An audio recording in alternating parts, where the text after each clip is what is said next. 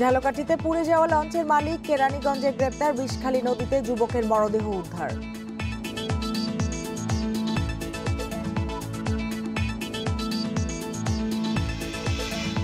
লঞ্চে অগ্নিকাণ্ডে প্রাণহানির পরেও উদাসীন বরিশালের লঞ্চ মালিকরা। এখনো নিশ্চিত করা হয়নি পর্যাপ্ত নিরাপত্তা ব্যবস্থা।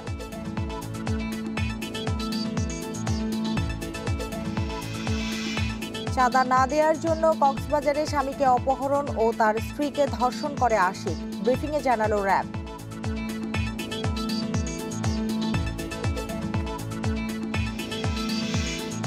সিলেট ওসমানী বিমানবন্দরে দুবাই ফেরত ফ্লাইট থেকে সোয়া 11 কেজি স্বর্ণ জব্দ। 4 যাত্রীকে আটক করেছে কাস্টমস।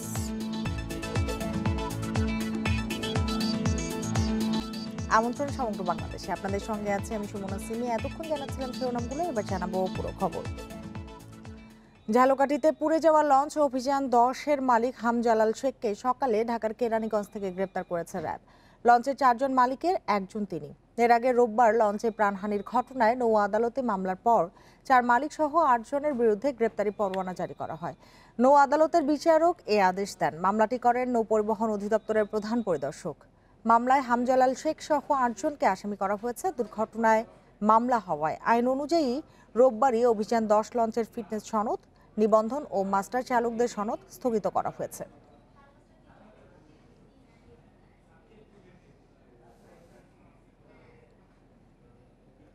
ঝালকাঠির বিষখালী নদীর নাপিতের হাট এলাকা থেকে ভাসমান একটি মরদেহ উদ্ধার করেছে পুলিশ।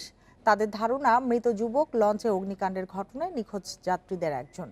পুলিশ জানায়, মরদেহটি ভাসতে দেখে 999-এ ফোন দেয় স্থানীয়রা। পরে বেলা 11টার দিকে মরদেহটি উদ্ধার করে লঞ্চ ঘাটে নেওয়া হয়। মরদেহের শরীরে পোড়া দাগ থাকায় তিনি লঞ্চ দুর্ঘটনায় নিহত বলে ধারণা করা হচ্ছে। এ সময় স্বজনের খোঁজে ঘাট এলাকায় থাকা কয়েকজন মরদেহটি শনাক্তের চেষ্টা করলেও তার পরিচয় নিশ্চিত হওয়া যায়নি। শুক্রবার মাঝরাতে ঝালকাঠি সুগন্ধা নদীতে লঞ্চে অগ্নিকাণ্ডে এখন পর্যন্ত 42 জন নিহত হয়েছেন। এছাড়া পুলিশের হিসেবে 41 জন এবং রেড ক্রিসেন্টের হিসেবে 51 জন নিখোঁজ আছেন।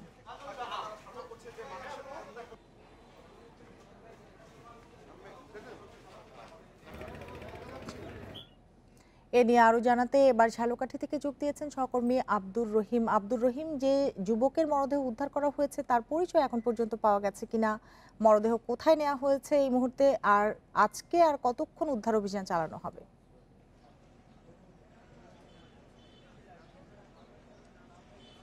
জি দেখুন, আজকে হলো লঞ্চ দুর্ঘটনার 4র্থ দিন। এই 4র্থ দিন সকালে ঝালকাঠির রাজাপুর উপজেলার বিষখালী নদীর নাপিতবাড়ি এলাকা থেকে 40 বছর বয়সী এক যুবকের মরদেহ উদ্ধার করা হয়েছে।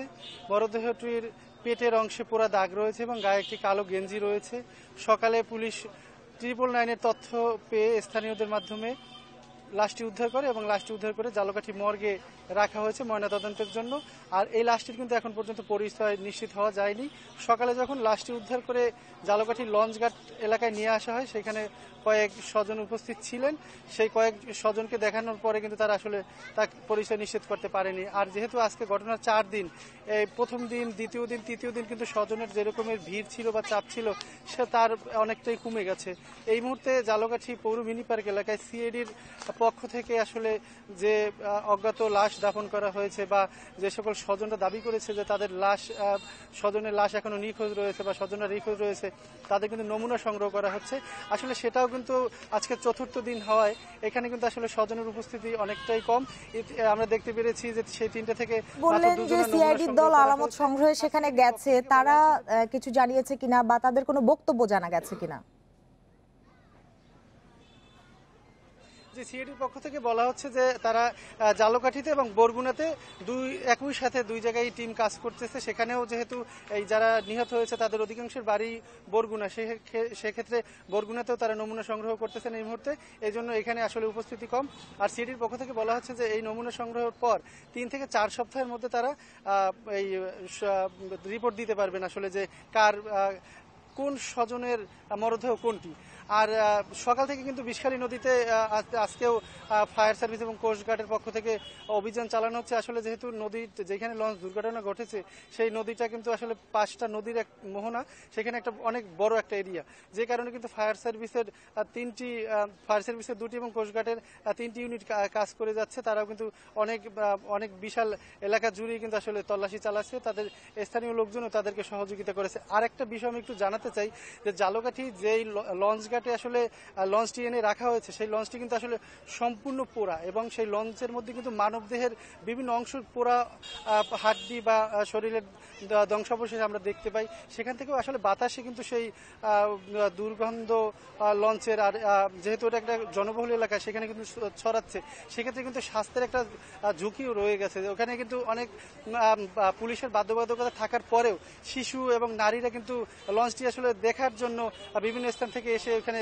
করে। আর আমরা কালকে কয়েকজন লঞ্চের যারা ইঞ্জিন অপারেট করে বা এই ইঞ্জিন যারা অপারেট করে বিভিন্ন স্থানে, তাদের সাথে কথা বলে যেটা জানতে পেরেছি যে আমরা কিন্তু এখন মোটামুটি নিশ্চিত যে এই লঞ্চের ইঞ্জিনের বিস্ফোরণের ঘটনা থেকেই এই অগ্নিকাণ্ডের ঘটনা ঘটেছে। আসলে ইঞ্জিনটা আসলে বিস্ফোরণ কেন ঘটলো সেই বিষয়ে কিন্তু আমরা কয়েকজনের সাথে কথা বলেছিলাম যারা ইঞ্জিন অপারেট করে। তারা কিন্তু বলেছে যদি ইঞ্জিনের মোবিল ফল্ট করে তাহলে বিস্ফোরণ করতে পারে, অথবা মাত্রা অতিরিক্ত যদি হিট হয়, এই ইঞ্জিন স্বাভাবিকভাবে 70 হিট হয়, সেখানে যদি 80 হয় তাহলে কিন্তু কমিয়ে চালায়। অনেক ক্ষেত্রে আবার একটি বন্ধ রেখে আরেকটি ইঞ্জিন চালায়, আর যদি অতিরিক্ত হিট হয় সেক্ষেত্রেও কিন্তু বিস্ফোরণের ঘটনা ঘটতে পারে। এই ছিল আসলে ঝালকাঠি থেকে সর্বশেষ পরিস্থিতি। ঝালকাঠি থেকে কথা হচ্ছিল সহকর্মী আব্দুর রহিমের সাথে। চলে যাচ্ছি পরের খবরটিতে।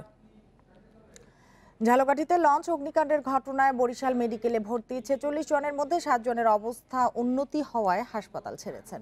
এদিকে তদন্ত কাজ অব্যাহত রেখেছে ফায়ার সার্ভিস ও সিভিল ডিফেন্সের তদন্ত দল। সকালে বিশেষজ্ঞ দল রোগীদের পুনরায় প্রয়োজনীয় চিকিৎসা দিয়েছেন। তারা জানান, এই হাসপাতালে ভর্তি দগ্ধদের মধ্যে কারোরই অবস্থা এখন আর সংকটজনক নয়। এখনও চিকিৎসায় সব ধরনের সহায়তা দেওয়া হচ্ছে। বরিশাল শের-ই বাংলা মেডিকেল কলেজ হাসপাতাল কর্তৃপক্ষ জানিয়েছে, শুক্রবার ঝালকাঠিতে লঞ্চে অগ্নিকাণ্ডের পর 81 দগ্ধ যাত্রীকে ভর্তি করা হয়। এদের মধ্যে 19 জনকে ঢাকায় পাঠানো হয়।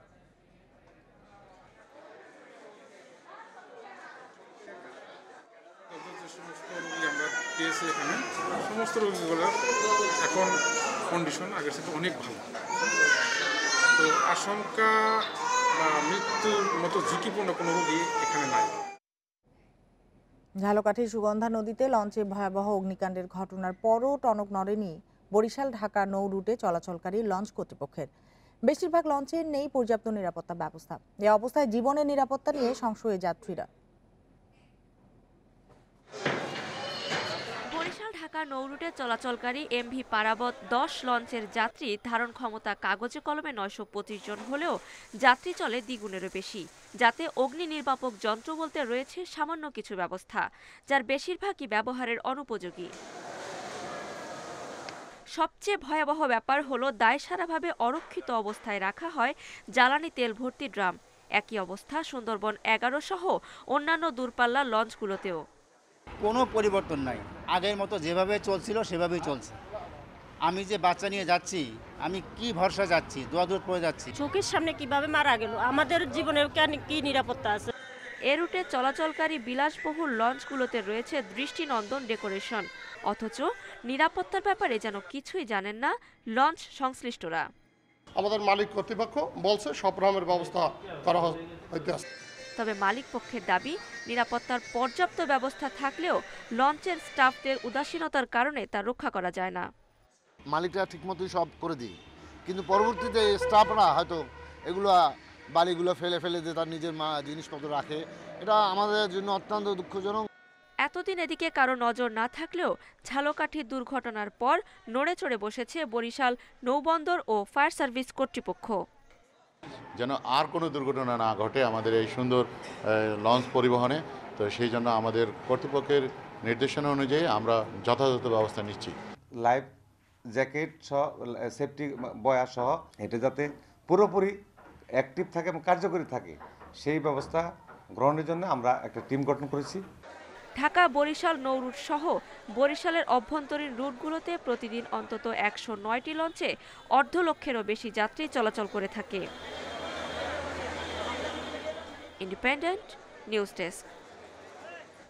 এ নিয়ে আরো জানাতে এবার বরিশাল থেকে যোগ দিয়েছে সহকর্মী মুরাদ আহমেদ। মুরাদ আহমেদ, এই যে এত বড় ঘটনা, এত প্রাণহানি, তারপরও লঞ্চে অগ্নি নিরাপত্তা না বাড়ানোর কারণ হিসেবে মালিকরা কি বলছেন?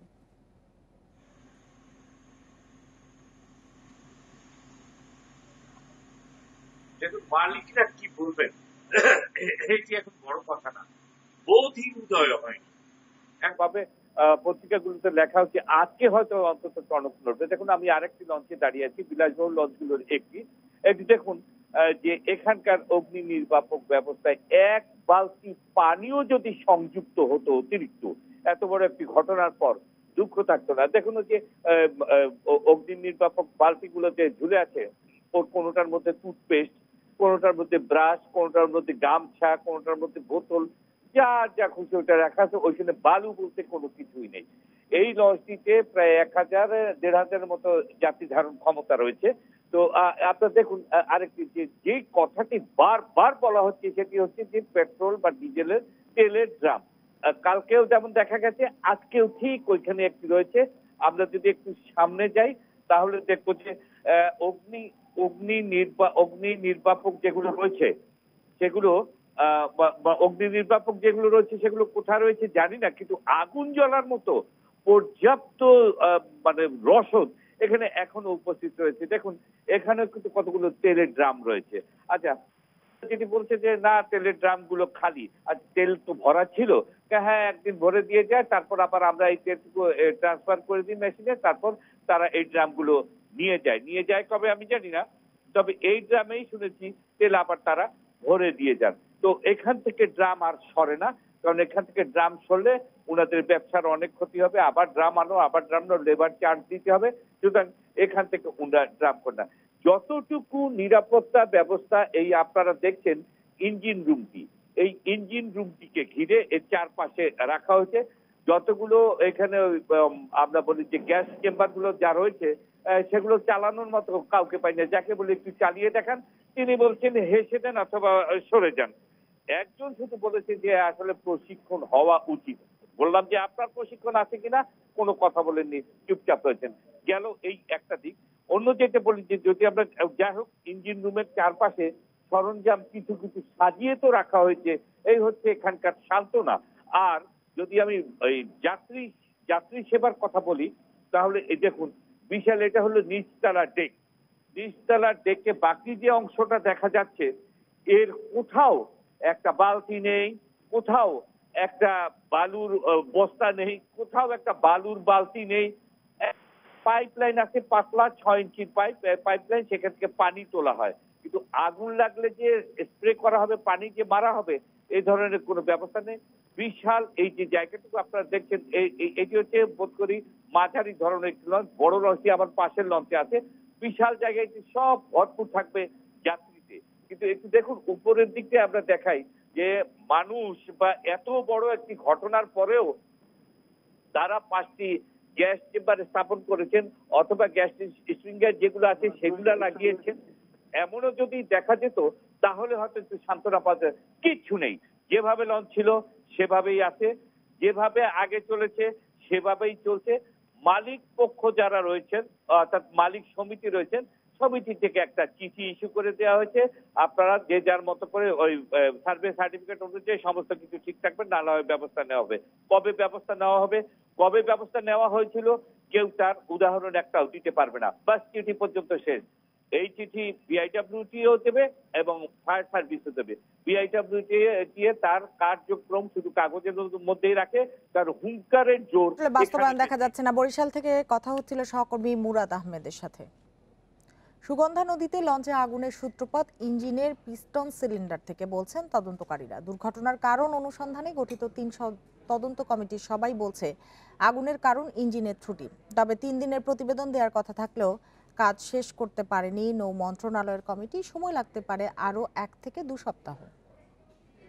এদিকে আমার এখানে ছিল আমার বড় বাতিজি, এখানে মাঝখানে আমি, আমার এখানে ছিল আমার ছোট বাতিজি, পরে ছিল আমার একটা ভাগিনা, আর পরে ছিল আমার মা, আর পরে ছিল আমার ভাই। বরগুনার সজীব মা ভাই সহ নিজে প্রাণে বাঁচলেও নিখোঁজ পরিবারের 3 সদস্য। পুড়ে যাওয়া লঞ্চে ঘুরছেন তিনি। যদি মিলে যায় প্রিয়জনের কোনো স্মৃতি।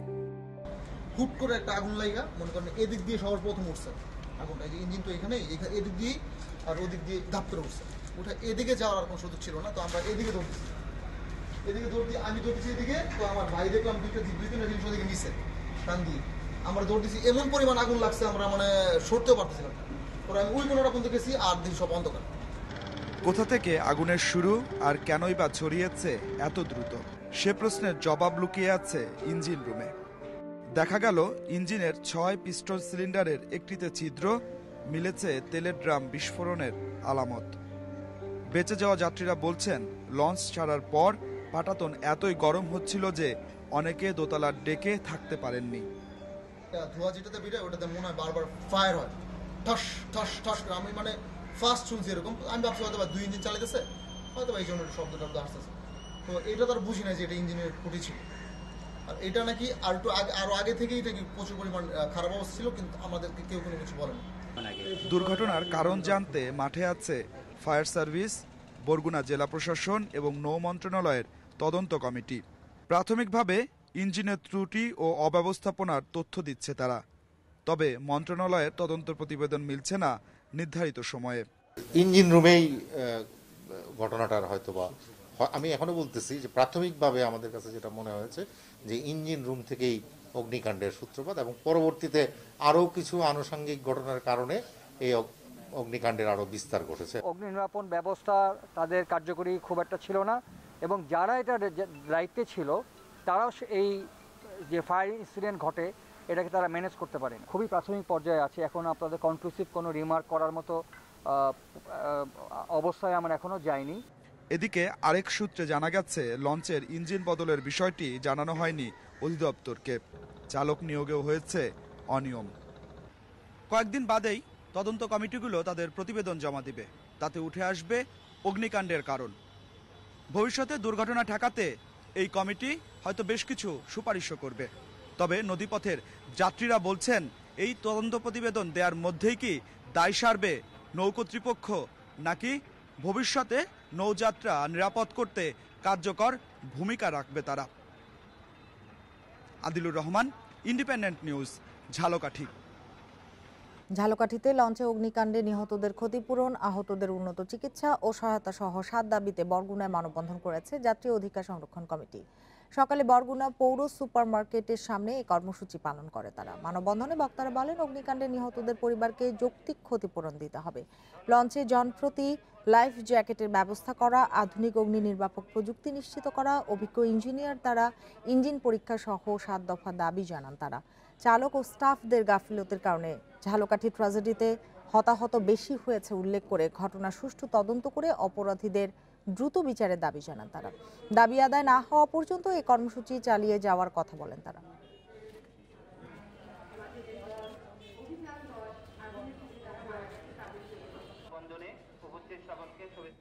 ঝালকাঠির অগ্নিকাণ্ডে যার যেখানে গাফিলতি আছে চিহ্নিত করে শাস্তির আওতা নিয়ে আসতে হবে। সকালে শেখ হাসিনা বার্ন ইনস্টিটিউটে লঞ্চ দুর্ঘটনায় অগ্নিদগ্ধদের দেখতে এসে কথা বলেন মানবাধিকার কমিশনের চেয়ারম্যান নাসিমা বেগম। তিনি বলেন শুধু একটি ফিটনেসের সনদ দিয়ে দায় সারার কোনো সুযোগ নেই। প্রতিনিয়ত এসব লঞ্চের ফিটনেস বা নিয়ম মানা হচ্ছে কিনা সেগুলো যাচাই বাছাই করতে হবে। অগ্নি নির্বাপক ব্যবস্থা কেন ছিল না, অনিয়মটা কোথায় সেটাও খুঁজে বের করার অনুরোধ করেন তিনি। মানবাধিকার কমিশনের চেয়ারম্যান বলেন এই ধরনের যানবাহনে শুধু অগ্নি নির্বাপক ব্যবস্থা রাখলেই হবে না, এসব পরিচালনা করার মতো প্রশিক্ষিত জনবলও রাখতে হবে। এদিকে শেখ হাসিনা বার্ন ইনস্টিটিউটের সমন্বয়ক সামন্ত লাল সেন জানান এই ঘটনায় মোট 4 জন আইসিইউতে রয়েছে, এর মধ্যে 3 জন লাইফ সাপোর্টে আছে, বাকিরা কেউ এখনো শঙ্কামুক্ত নয়।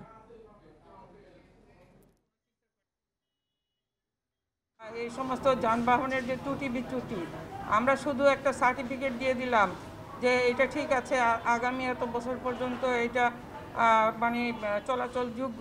আমার মনে হয় এই বিষয়ে যার যেখানে গাফিলতি আছে সেটা চিহ্নিত করে তাদেরকে দৃষ্টান্তমূলক শাস্তির আওতায় আনা উচিত।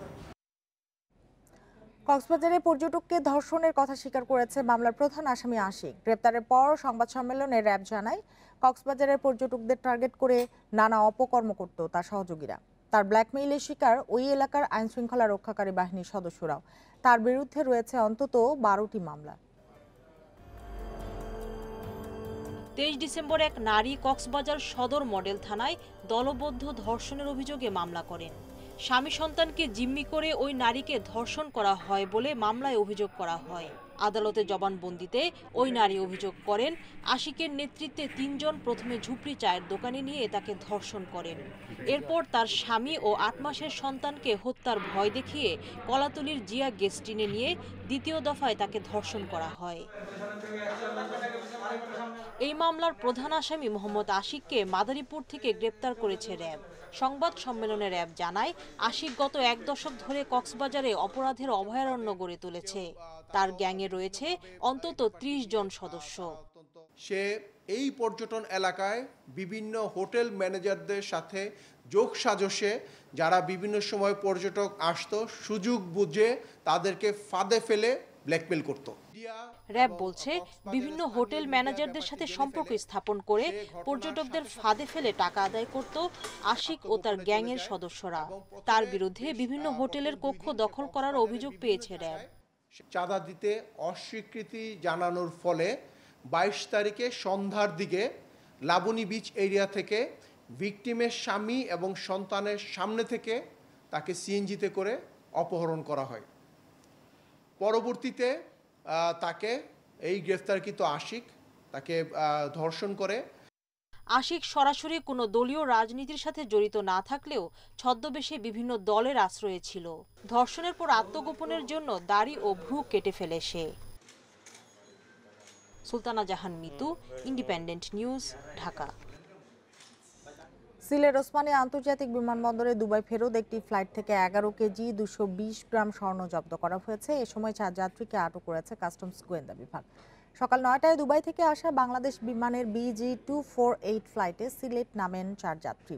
তাদের গতিবিধি সন্দেহজনক হলে তল্লাশি চালান কাস্টমস কর্মকর্তারা। সে সময় একটি জুসারের ভেতর থেকে গলিত অবস্থায় এসব স্বর্ণ উদ্ধার করা হয়। উদ্ধারকৃত স্বর্ণের বাজার মূল্য প্রায় 7 কোটি টাকা। ওসমানী বিমানবন্দরের শুল্ক গোয়েন্দা বিভাগের উপকমিশনার মোহাম্মদ আলামিন জানিয়েছেন, আয়রন মেশিন ও জুসারের নিচে স্বর্ণগুলো ঢালাই করে রাখা ছিল। গোপন খবরে মালামাল তল্লাশি করে এসব স্বর্ণ উদ্ধার করা হয়। স্ক্যানিংয়ে তাদের লাগেজ এবং ব্যাগেজের মধ্যে কিছু ইলেকট্রনিক্স আইটেম পাওয়া যায়, যার ভিতরে স্বর্ণ সদৃশ বস্তু দেখতে পাওয়া যায়। বিভিন্ন শেপের এবং বিভিন্নভাবে লুকানো অবস্থায় আমরা সর্বমোট 11 কেজি 220 গ্রাম স্বর্ণ আটক করতে সমর্থ হই। চতুর্থ ধাপের ইউপি নির্বাচনের ফলাফল ঘোষণার পর থেকে বিভিন্ন এলাকায় বিজয়ী ও পরাজিত প্রার্থী সমর্থকদের মধ্যে হামলা, ভাঙচুর ও সংঘর্ষের ঘটনা ঘটছে। গাইবান্ধায় পরাজিত চেয়ারম্যান প্রার্থী সমর্থকদের হামলায় শালমারা ইউপি নবনির্বাচিত চেয়ারম্যান আনিসুর রহমান আহত হয়েছেন।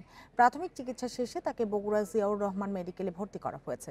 লক্ষ্মীপুরের চন্দ্রগঞ্জে ধন্যপুর ও শাকচর ইউনিয়নে বিজয়ী ও পরাজিত মেম্বার সদস্যদের মধ্যে সংঘর্ষে পুলিশ আনসার সহ 20 জন আহত হয়েছেন। রাতে ফলাফল ঘোষণার পর এসব সংঘর্ষ হয়। এছাড়া নোয়াখালী সদর উপজেলার কাদির হানিফ ইউনিয়নে বিজয়ী সদস্য ও তার সমর্থকদের বাড়িতে হামলা ভাঙচুর হয়েছে। এতে আহত হয়েছেন 5 জন।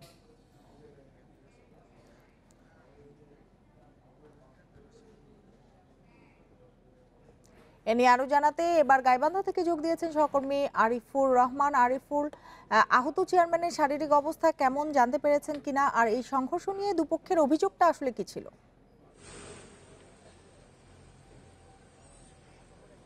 গাইবান্ধার এই গোবিন্দগঞ্জের যে ইউনিয়নগুলোতে নির্বাচন হয়েছে তা নিয়ে কিন্তু শুরু থেকেই শঙ্কা ছিল, কারণ এর আগে গাইবান্ধা সদর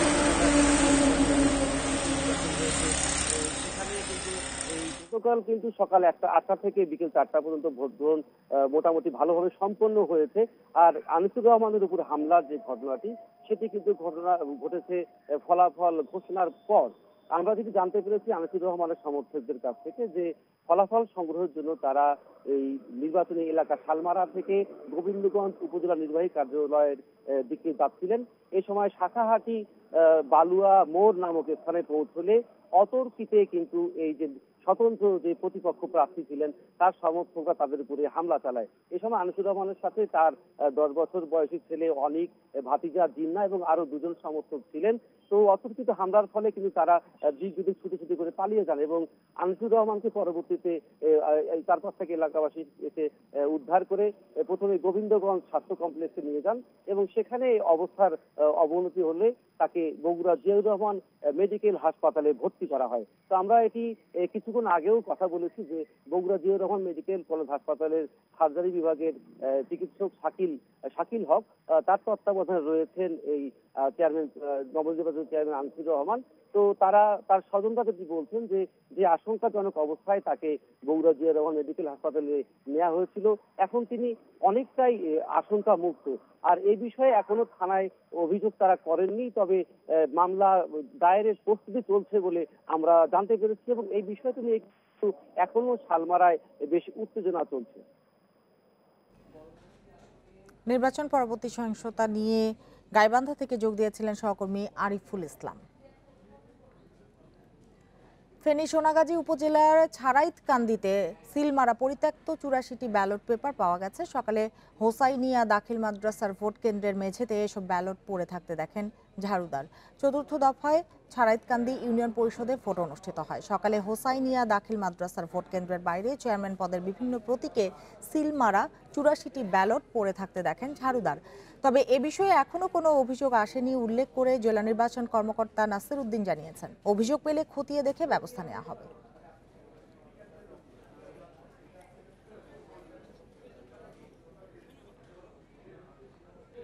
এবার দুর্গম চরের জন্য টিকা কর্মসূচি হাতে নিয়েছে স্বাস্থ্য বিভাগ। বুধ ও বৃহস্পতিবার কুড়িগ্রামের ৬৮টি ওয়ার্ডে টিকা পাবেন ৯.৫ লাখ মানুষ। প্রতিটি কেন্দ্রে জাতীয় পরিচয়পত্র নিয়ে গেলেই নেওয়া যাবে টিকা।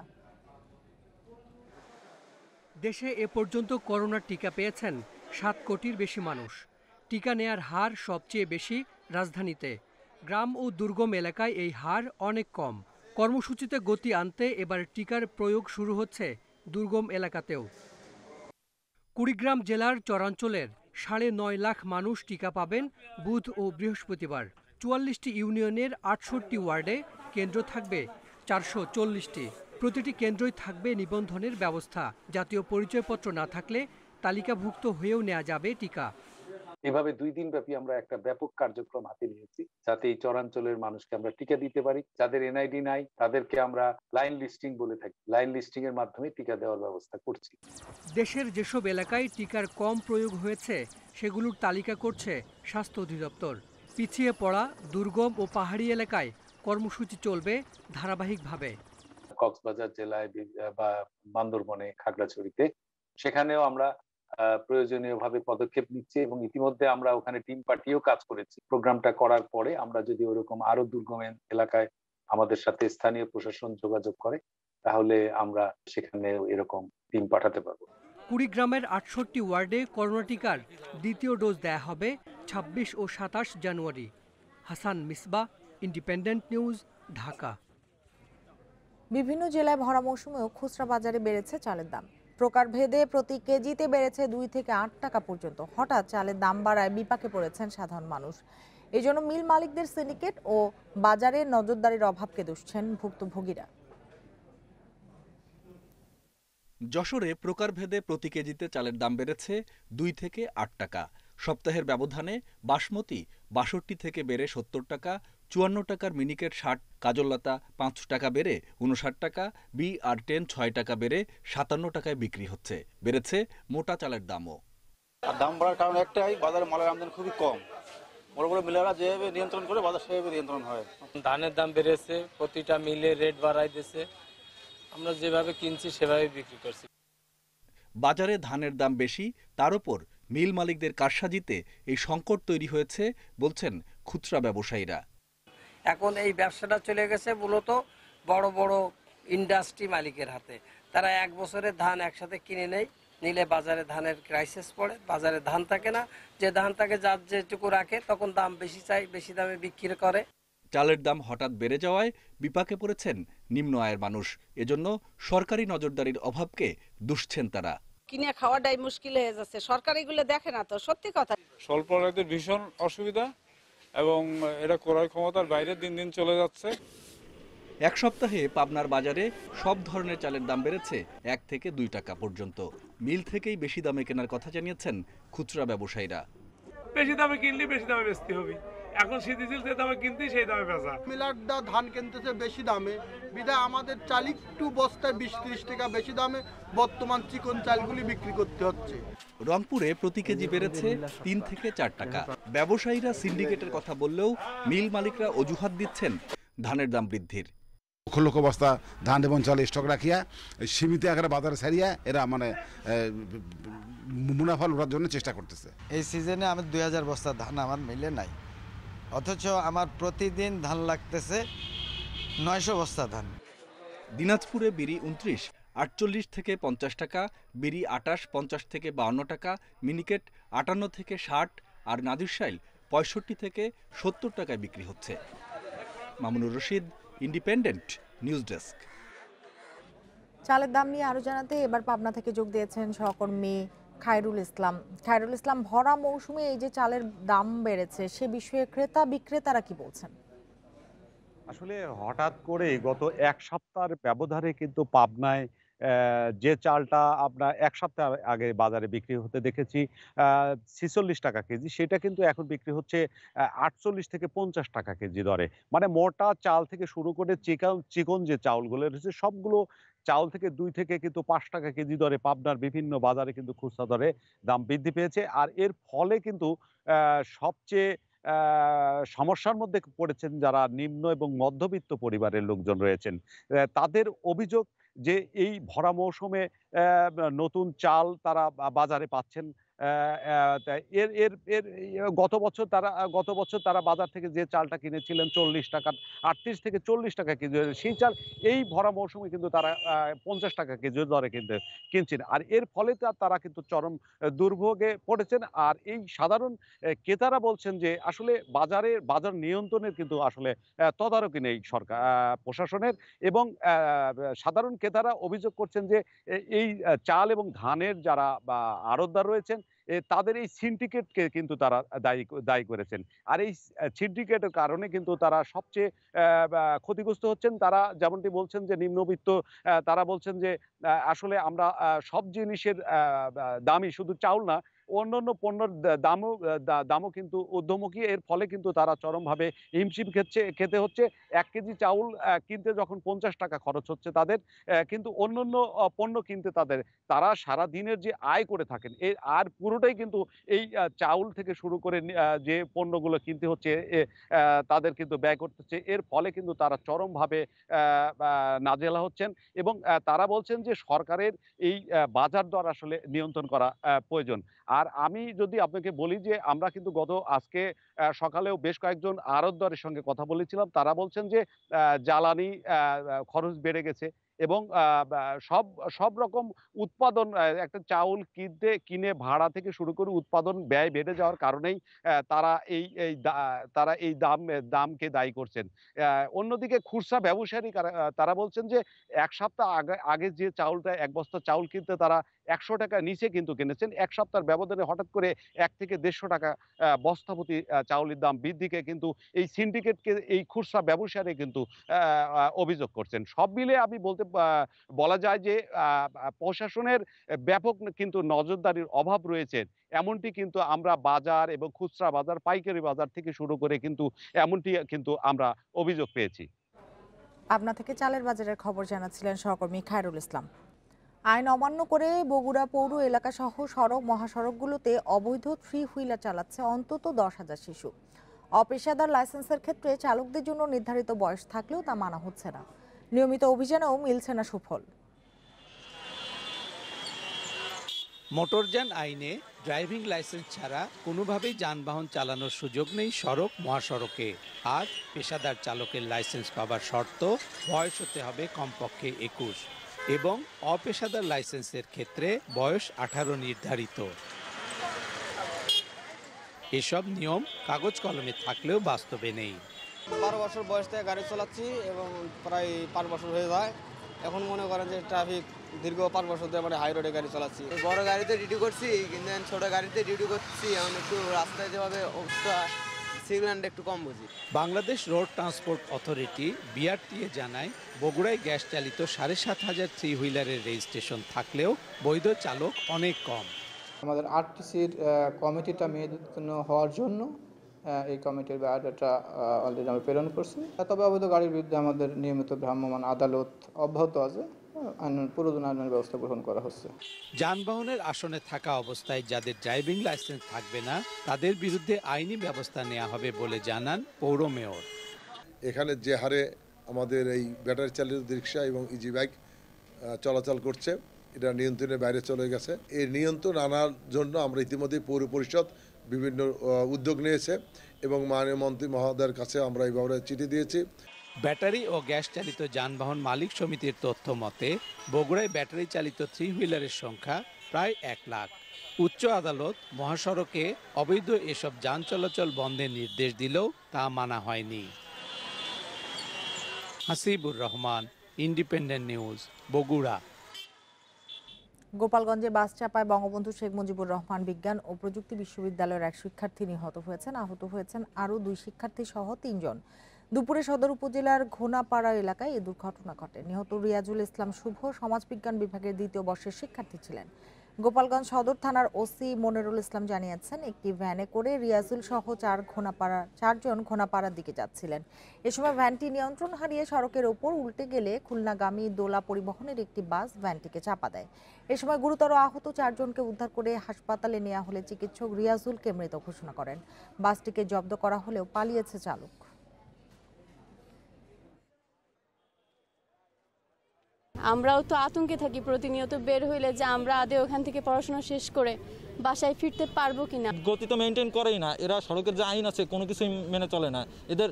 গাড়িতে হেডলাইট থেকে শুরু করে সিগন্যাল বাতি কোনো কিছুই ঠিক নেই। স্পিড ব্রেকার দিয়ে বা অন্য কিছু দিয়ে যদি কোনোভাবে করা যায় বা কোনোভাবে টার্নিংটা যদি কোনোভাবে সিকিউর করা যায় কোনোভাবে। এরা 3 জন গুরুতর আহত হয়, হসপিটালে আনার পর ছাত্ররা মারা যায়, রাইসুল ইসলাম শুভ মারা যায়। আমরা সাথে সাথে গাড়ি আটক করছি, ড্রাইভারও আটকের প্রক্রিয়া চলছে, খুব শীঘ্রই ড্রাইভারও আটক হবে। এদিকে ঢাকার নবাবগঞ্জের মৃধাকান্দিতে পিকআপের ধাক্কায় অটোরিকশা আরোহী 3 নারী নিহত হয়েছেন। আহত হয়েছেন আরও 4 জন। নিহতরা সবাই একই পরিবারের সদস্য। পুলিশ জানায় সকাল 7:30টার দিকে অটোরিকশায় করে কাঠলিঘাটার দিকে যাচ্ছিলেন একই পরিবারের 6 জন সদস্য। মৃধাকান্দি চৌরাস্তায় পৌঁছানোর পর নবাবগঞ্জগামী একটি বালু ভর্তি পিকআপ অটোরিকশাটিকে পাশ থেকে ধাক্কা দেয়। এতে দুমড়ে মুচড়ে যায় সেটি। ঘটনাস্থলে মারা যান 3 জন নারী। চালক সহ আহত 4 জনকে উদ্ধার করে নবাবগঞ্জ স্বাস্থ্য কমপ্লেক্সে ভর্তি করা হয়েছে। পিকআপটি জব্দ করে থানায় নেওয়া হয়েছে, তবে চালককে গ্রেপ্তার করা যায়নি।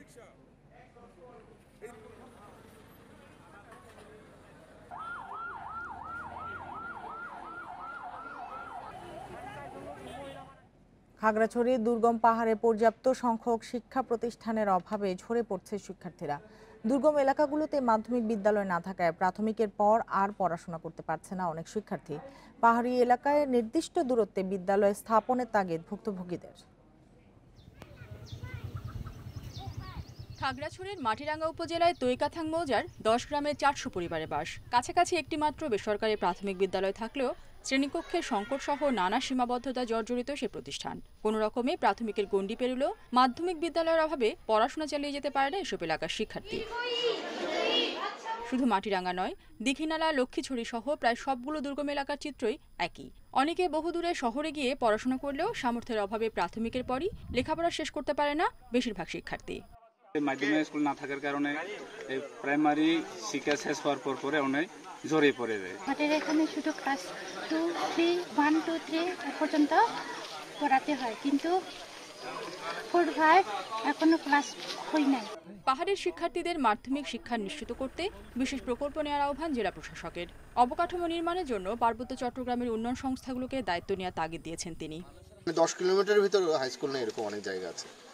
সেই প্রেক্ষিতে মাধ্যমিক শিক্ষা অধিদপ্তরকে যারা আছে এখানে তাদেরকে সেই তালিকাটা করতে হবে এবং সেই তালিকা অনুযায়ী নির্দিষ্ট একটি দূরত্বের ব্যবধানে আমাদের বাচ্চারা যেন এই প্রাইমারি এবং মাধ্যমিক শিক্ষা দুটোরই সুযোগ পায়, সেজন্য এই অবকাঠামো নির্মাণের কাজ আমাদের পার্বত্য জেলা পরিষদ এবং পার্বত্য চট্টগ্রাম উন্নয়ন বোর্ডকে করতে হবে। স্থানীয়ভাবে বিদ্যালয় প্রতিষ্ঠিত হলে পাঠদানের অনুমোদন, শিক্ষক নিয়োগ সহ সব ধরনের সহযোগিতার আশ্বাস মাধ্যমিক শিক্ষা কর্মকর্তার। সমস্ত এলাকাগুলো দুর্গম, সেখানে যদি যারা শিক্ষানুরাগী সচ্ছল ব্যক্তিরা যদি স্কুল প্রতিষ্ঠায় এগিয়ে আসে, পরবর্তীতে সরকারের তরফ থেকে অবকাঠামো নির্মাণ, তারপরে শিক্ষক প্রদান এবং শিক্ষকদের বেতন ভাতার জন্য এমপিও ভুক্তি, এগুলো সরকার ব্যবস্থাগুলো করবে। খাগড়াছড়িতে মাধ্যমিক বিদ্যালয় রয়েছে মাত্র 129টি। Independent news desk. সমগ্র বাংলাদেশ শেষ করার আগে শিরোনামগুলো জানিয়ে দিচ্ছি আরও একবার। ঝালকাঠিতে পুড়ে যাওয়া লঞ্চের মালিক কেরানীগঞ্জে গ্রেপ্তার, বিষখালী নদীতে এক যুবকের মরদেহ উদ্ধার।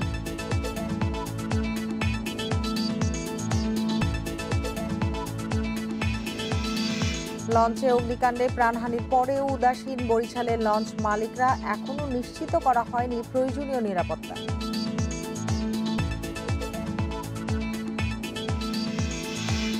চাঁদা না দেওয়ার জন্য কক্সবাজারে স্বামীকে অপহরণ ও তার স্ত্রীকে ধর্ষণ করে আশিক, ব্রিফিংয়ে জানালো র্যাব।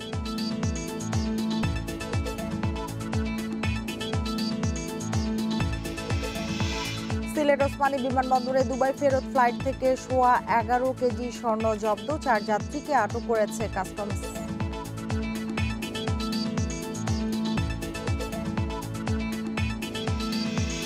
আর এই ছিল আজকে সমগ্র বাংলাদেশে ইন্ডিপেন্ডেন্ট টেলিভিশনের সব খবর। আরো বিস্তারিত জানতে চোখ রাখুন ফেসবুক, ইউটিউব এবং টুইটারে। ধন্যবাদ সবাইকে এতক্ষণ সাথে থাকার জন্য।